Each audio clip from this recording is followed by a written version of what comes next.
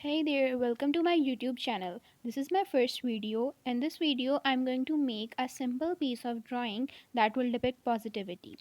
I'm gonna start off by making some long straight leaves. I'm adding another shade of green to make some detailing.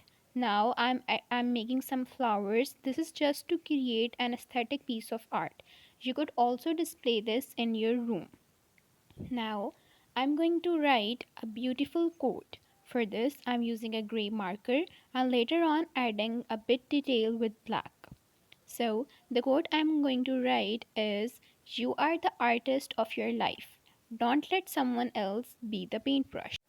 Now I'm making the quote more prominent and visible with the same gray marker and later on adding a bit detail of black to make it more visible and vibrant. It encourages individuals to take control and responsibility for their own lives. It emphasizes the importance of self determination and not allowing others to dictate or shape our experiences and choices.